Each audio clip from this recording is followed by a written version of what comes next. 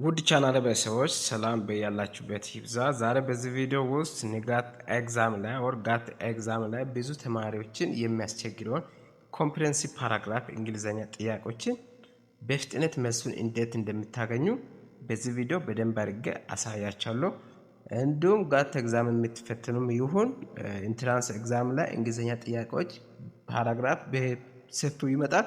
ስለዚህ በዚህ ቪዲዮ ላይ የሁላችሁንም ጥያቄ እንመልሳለን። ከእናንተ የምጠበቀው ቪዲዮ እስከ መጨረሻ ማየትና መከታተል ነው።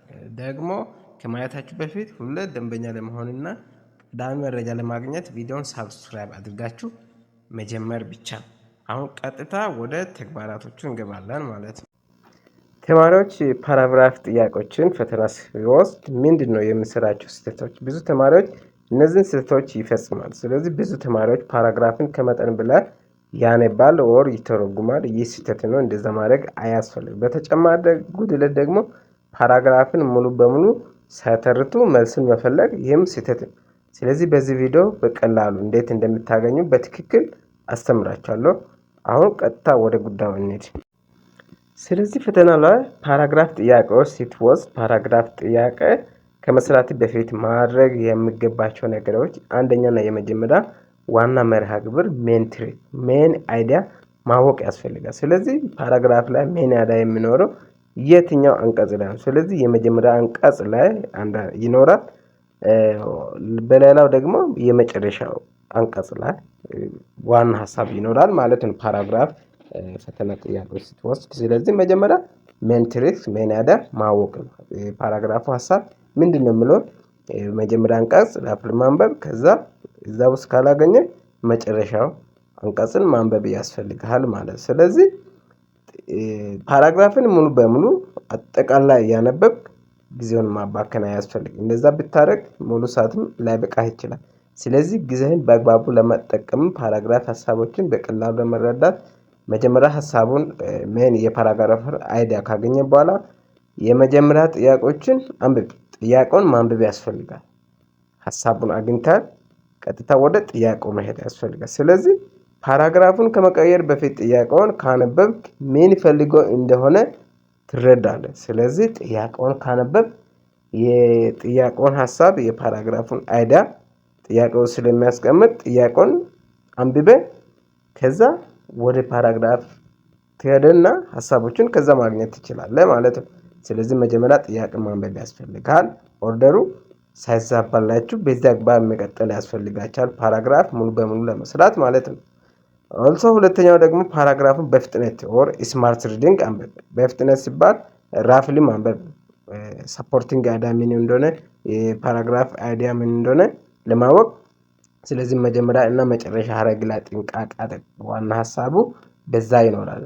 መጀመሪያና መጨረሻ ሀረግ ላይ በደንብ ጥንቃቄ አድርገህ ካነበብክ ዋና ሀሳቦቹን በቀላሉ ስለምታገኝ ፓራግራፉን በፍጥነት አንብበህ ማለፍ ያስፈልጋል ማለት። ስለዚህ ይህንን ዘዴ ከተከተል ፓራግራፍ ጥያቄዎች ፈተና ላይ ምንም አይከብዳችሁም ማለት ነው። ሶስተኛው ደግሞ ፓራግራፍ ጥያቄዎችን ኤግዛም ስትወስድ ኬወርድ መፈለግ ያስፈልጋቸዋል። ኬወርድ ምንድን ናቸው? ጥያቄ ውስጥ ያሉ ቃላትን በፓራግራፍ ውስጥ መፈለግ። ይህ ማለት ለምሳሌ ኔም፣ ስሞች፣ ዴት፣ ቀን፣ ፕሌስ እንደዚህ አይነት ነገሮች ይኖራሉ ፓራግራፍ ውስጥ። ስለዚህ ኬወርዶች እነዚህ ኬወርዶች ናቸው። ኔም ካለ የሆነ ነገር የተጠቀሰው ኔም፣ ስሞች ካሉ፣ ቀኖች ካሉ፣ ፕሌስ ካሉ በዚህ ዙሪያ ላይ በደንብ ጥንቃቄ ማድረግ ያስፈልጋል። እነዚህ ኬወርዶች ናቸው ማለት ነው። ስለዚህ ጥያቄ ውስጥ ያሉ ቃላት በፓራግራፍ ውስጥ መፈለግ ያስፈልጋቸዋል። ኦልሶ አራተኛውና አምስተኛ ኤሊሚኔሽን ዘዴ መጠቀም ያስፈልጋል። ኤሊሚኔሽን ዘዴ ምንድን ናቸው? ለምሳሌ አራት አማራጮች ከነበሩ ከነዚህ ሁለትን በፍጥነት ያስወግድ። ከጥያቄ ጋር የማይገናኙ ምንም ሪሌሽን የሌላቸውን ወዳኑ ማስወገድና ሪሙቭ ማድረግ ያስፈልጋቸዋል።